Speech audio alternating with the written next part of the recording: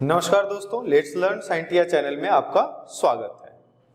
आज हम लोग बात करने वाले हैं बल आघूर्ण के बारे में, जिसको अंग्रेजी में कहते हैं टॉर्क। बल आघूर्ण, बल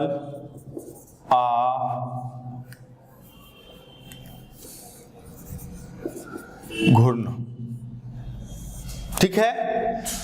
इसी को अंग्रेजी में कहते हैं टॉर्क। इसी को अंग्रेजी में कह देते हैं टॉर्क। तो समझिएगा ये बल आघूर्ण होता क्या है। तो बल आघूर्ण जो है वह किसी बल द्वारा, मतलब अगर कोई फोर्स है, उस फोर्स के द्वारा किसी वस्तु को किसी अक्ष के परितः घुमाने की प्रवृत्ति को बल आघूर्ण कहते हैं। बल आघूर्ण क्या है?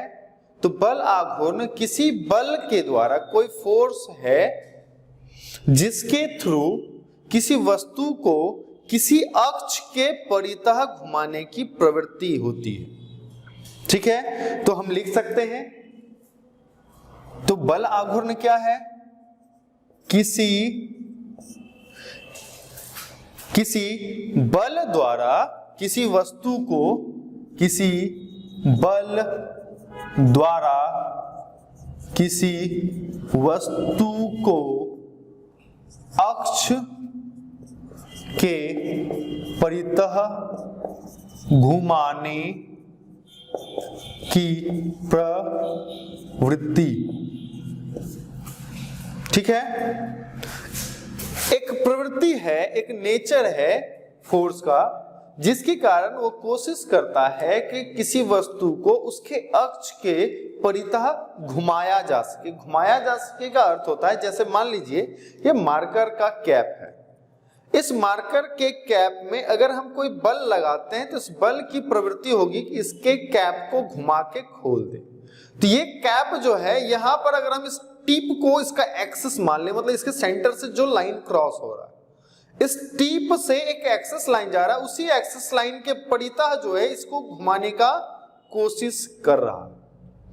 इसी कोशिश करने वाले बल को ही बल आघूर्ण कहते हैं।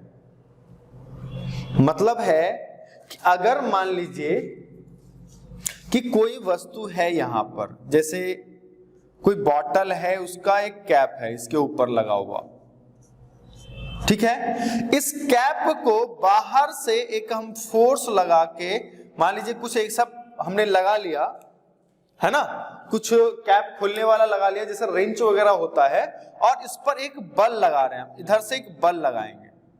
तो ये क्या करेगा कि इस वस्तु के अक्ष के परितः, इसको हम मान लेते हैं अक्ष, इसको मान लेते हैं लगने वाला बल, लगने वाला बल। इस अक्ष के, जब हम इस कैप के ऊपर इस रेंच के थ्रू एक फोर्स लगाएंगे इधर खींचने के लिए, या फिर ऐसे घुमाने का कोशिश करेंगे, तो ये कैप जो है इस अक्ष के परितः घूमेगी। तो इसी घूमने की प्रवृत्ति, जो बल इस कैप को घुमाने के लिए कार्यरत है, उसी लगने वाले बल को कहते हैं टॉर्क, या फिर इसी को हिंदी में कहते हैं बल आघूर्ण। तो याद रखिएगा कि किसी अक्ष के परितः एक बल का बल आघूर्ण उस बल का परिणाम है या परिमाण है, एवं अक्ष के बल की त्रिज्या रेखा के लंबवत दूरी के गुणनफल के बराबर होता है। याद रखिएगा कि टॉर्क जो है, ये जो टॉर्क है या फिर बल आघूर्ण, इसको टाउ से दिखाया जाता है। टाउ, इसको कहते हैं टाउ, टाउ से रिप्रेजेंट किया जाता है। और ये जो टाउ होता है, इस बल, जो बल लग रहा है, एफ बल लग रहा है, और यहां पर से जो एक्सिस है, अक्ष है, अक्ष से लगने वाले बल की दूरी मान लेते हैं डी डिस्टेंस है। अक्ष और बल के बीच की दूरी, अक्ष और बल के बीच की या फिर क्रिया रेखा के बीच की दूरी, हमको इसको मान लेते हैं अक्ष और बल के बीच की दूरी, इसको डी से डिनोट कर दिया। और जो लगने वाला बल है वो क्या है? F। तो जो बल आघूर्ण होता है वह कहता है कि जो लगने वाला बल है, जो बल लगाया जा रहा है, टाउ बराबर होता है जो बल लगाया जा रहा है F, और जो बल की दिशा में कार्यरत या फिर अक्ष और बल के बीच की जो दूरी है उसके गुणनफल के बराबर होता है। तो हम यहां पे कह सकते हैं tau equal to F D. तो ये जो टाउ होता है ये एक सदिश राशि होती है। टाउ जो है यह एक सदिश राशि है, और सदिश राशि होने के साथ साथ इसका जो मात्रक होता है वह मात्रक क्या होगा, तो यहां पर ध्यान देंगे टाउ बराबर एफ, एफ का मान होता है न्यूटन और डी का मान मात्रक होता है मीटर। तो जो टाउ का या फिर बल आघूर्ण का मात्रक जो है वह होता है न्यूटन मीटर, और या नहीं तो न्यूटन मीटर, या फिर इसी को हम लिख सकते हैं तो फोर्स का एक मात्रक और होता है, हमने पढ़ा m equal to M, F equal to M into A, तो mass kg metre per second square, और यहां पर हो गया मीटर, तो क्या हो जाएगा केजी मीटर स्क्वायर पर सेकेंड स्क्वायर। तो इसके दो मात्रक हैं, टाउ और बल आघूर्ण को टाउ से दिखाया जाता है, और टाउ का जो मात्रक होता है वो होता है न्यूटन मीटर या केजी मीटर स्क्वायर पर सेकेंड स्क्वायर। यह जो टाउ है याद रखिएगा यह एक ग्रीक वर्ड है, ग्रीक वर्ड है, ग्रीक शब्द होता है टाउ, जिसके थ्रू बल आघूर्ण को दर्शाया जाता है। ठीक है, और स्पष्ट होता है यदि किसी बल को अक्ष के परितः अधिक दूरी लगाया जाए, मतलब क्या है कि अगर दूरी बढ़ाया जाए, अगर ये जो डिस्टेंस है F इंटू एल कहिए या D कहिए, तो ये अगर D बढ़ाया जाए तो फोर्स कम लगाकर अधिक कार्य किया जा सकता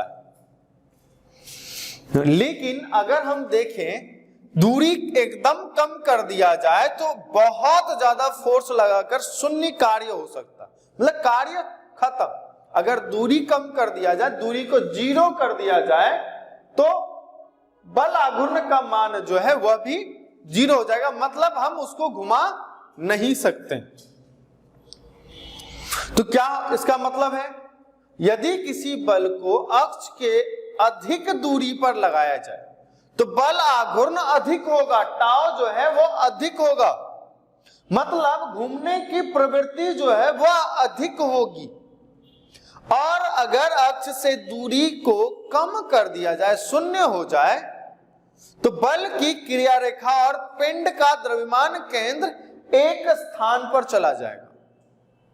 ठीक है, तो बल आघूर्ण जो है वह शून्य होगा। इस दशा में इस पिंड या फिर इस बोतल के कैप को घुमाया नहीं जा सकता।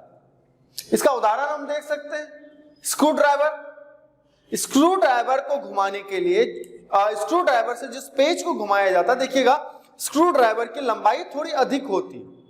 लंबाई अधिक होने की वजह से क्या होता है, इसको उस अक्ष के परितः आसानी से घुमाया जा सकता है। ठीक है, या फिर आपने रेंच देखा होगा जिससे कि कोई भी नट बोल्ट को खोला जाता है, वह भी बल आघूर्ण के सिद्धांत पर ही कार्य करता, मतलब जितनी डिस्टेंस अधिक होगी कम बल लगाकर कार्य निकाला जा सकता, मतलब उसको घुमाया जा सकता आसानी से।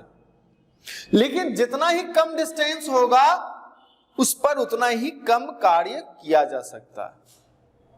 मेरे ख्याल से स्पष्ट हो गया होगा कि बल आघूर्ण क्या है। हमने बताया था उत्तोलक के समय में भी कि उत्तोलक जो है, उत्तोलक जिसको सरल मशीन कहते हैं,